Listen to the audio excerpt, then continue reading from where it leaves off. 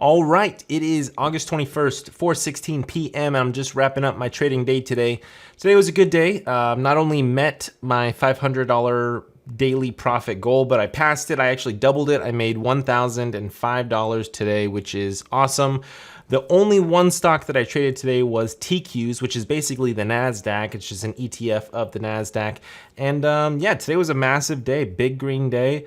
What I did differently today than past days was I just traded with more size. You know, as I get that confidence going, every day that I'm having green days, I'm getting more and more confidence in my strategy, in my dip buying strategy, and my indicators and stuff. So I just will then start to increase my size and then increase my profits, and you know, hope that with the larger size I don't get too nervous and sketched out to where I trade differently than I would with a smaller size. So yeah, today was a great day, and in this video I'll be showing you, what I did, what I did as far as the trading, where I think the market is going, and how I'm practicing my rules and how they're paying off, because it definitely paid off today, practicing my number one golden rule, which is patience. Well, I guess part of it paid off and then part of it didn't pay off. It kind of also hurt me. I could have made more if I would have been a little bit less impatient, but anyway, less patient. But let's show you the screen right here. Okay, you can see the screen right now, right? All right, so this chart right here is the 1 minute, this is the 5 minute, this is the hourly chart, this is the daily chart.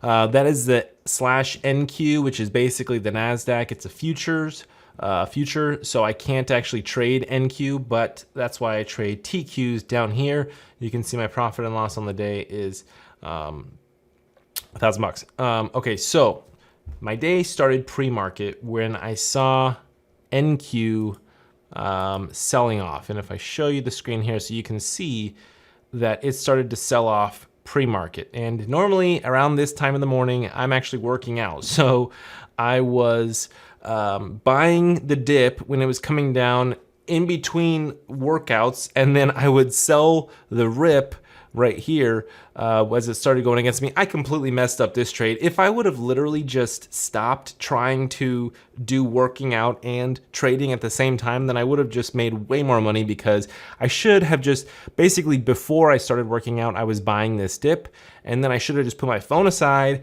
and then worked out and then revisited my phone, and by that time the stock would have been right here, pretty high off of my dip, versus I sold it shortly after it started to push up. I only made like $75, but I was pretty happy. I mean, first thing in the morning, the market hadn't even opened and I was already green 75 bucks. So that was cool.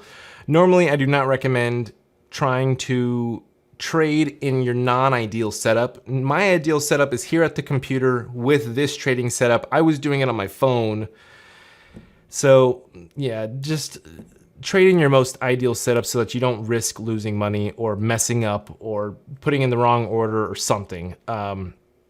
Anyway, that's how the day started. The day started with a gap down, and then let's see if I can zoom in here. So came down, I started immediately buying this dip, because my strategy is when the stock price comes lower than the VWAP and the RSI is in the lower like 30% range, then it's a good dip buy. So I'll start buying 100 share, I'll start scaling in 100 share blocks. And then as I really start to get a gauge on more candles come through, I'm starting to realize, okay, we're at a bottom here, so I'll start buying more. And then as it starts to rip up, usually I stop buying. And once it gets to a good point on the RSI, like the upper 60%, then I start to sell blocks of 100 shares and scale out of the position. So that's pretty much my style there. But yeah, in this whole consolidation thing in the first half of the day, it was pretty boring. I was just buying the dips as it would come down, because I really was confident that this 11,400 would hold, or down here on the TQs, I was confident that this lower level would hold. This is a 5 minute chart, this is a 1 minute chart, so it's a little confusing here. But so I was buying the dips, and then as it pushed up, sold into that. Now, the most frustrating part of the day was right here, right here. Okay, so basically what happened was, Okay, so when it started tanking off, I was dip buying into this. I was buying it as it was going against me, had a full size when it was down here. It started to push up, and I thought that it would push through this resistance level. Well, the resistance held very strong pretty much the entire day. I didn't know that it was gonna hold very strong for so long. I would have sold either all or portion of my position. I was up very nicely right here. And then I didn't take any partials because I was trying to practice patience. I was like, no, if I take a partial and it rips up, you know, I'm gonna miss this. So I was trying to practice patience, and then it comes down because it couldn't break through, and it comes down and it tanks out. And so I'm like, oh man, maybe I should have just taken a little bit off, taken some profit off, because then I could have added more in a bigger way and gotten my cost average, my cost basis down more into this tank off. But fortunately, I wasn't at full size, 100% full size. So then when it came back down, I kept adding and kept adding and kept adding, got my position down, my position average down very low. And then finally it ripped back up. And this was where the frustrating part was it just literally stayed in this area, just trying to push through this for like a couple hours. I mean, this is an hourly chart right here, and it could not bust through that for at least 2 solid hours. So I'm just sitting here watching it. You know, I'm holding full size, just watching it. And then after I start to get impatient, you know, it falls down, it pushes back up. So then I start to take some off. It falls down again, pushes back up. So then I start to take more off because I'm like, you know what? I'm just going to take some profit. And then as it fell down right here, I took off some right here, but then it came back down and I started adding back some. And then finally it pushes up and finally busts through. And of course, I sold right as it busts through, not knowing that it was gonna just completely rip up and push all the way up to new highs. It always happens, right? But at this point in the day, I was up like $950. So I was pretty happy. I thought I was gonna pretty much end the day like that. But then at the end of the day, we had a little tank out, another little dip buy, made a small little dip buy. I was multitasking as I was on the phone with a friend, and then it pushed up. So I made another like 50, 60 bucks. So that's why I finished over $1,000. Lessons that I learned today are continue to be patient, but be patient to a certain extent. Like, don't be over patient, because I really should. I was sitting with a very nice, I think I had like a $500 profit right here. I should have just taken either all that profit or some of it off the table, because I can always get back in when it falls back against me. I could have re-added with that profit in my pocket, re-added, had a bigger and lower cost basis, had a bigger position size, and then sell off more right there. So I don't know. You never know if the stock price is going to push up to new highs, and meanwhile you sold too early and it's going to go way up. But it's the whole game of averaging in as it's going against you. When it pushes up, take some off the table.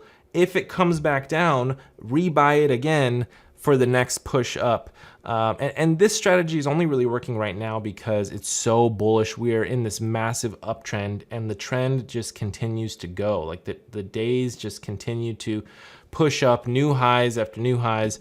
So right now it's working. I do have SQs down here, which is a short stock. So if the NASDAQ was to come down, then SQ will go up. But I haven't even been touching SQs. Every time I touch SQs, I lose money because the market is not going down. It's not going. The only time that SQs really works is if the market is selling off aggressively, like real fast. Does SQs actually push up in a fast way and get really volatile and make you some significant money? But when it's just doing this small little look, 24.50 up to 25 basically. I mean, 50 cents. I'm not really too. I'd rather be dip buying and focusing purely on TQs and trying to just get the best average as the stock is coming against me on TQs. So right now I'm definitely not shorting. A lot of people I think have given up on shorting. So if you're a shorter out there, I'd say just switch over to dip buying until the overall long-term trend changes. As you can see here, this was the last like month on the daily chart, and we are in a very heavy uptrend. Like this little pullback was pretty much nothing. It went, let's see, it went from 11, let's say 300 to 10, 800. So it's like a $400-ish pullback. Not a very significant pullback, really. The market is on a mission to go up and up and up. So just keep buying into it. Buy the dips. Buy when the RSI gets down to this 30% range. Sometimes it won't even get to that 30% range. Like over here, it'll just get down to the 40s. It'll just kind of stay in the 40s, and that's still a good dip buy because majority of the time the market is in that overbought condition. It spends a lot of time up here between the 76 and the 55. So yeah, definitely just keep dip buying. Be patient. Be patient on your ideal entry. Like wait for the stock to get to that price level, that support level, or that level on the VWAP, or that level on the RSI that you know that it's a good time to enter. Be patient on that, and then be patient when you're holding.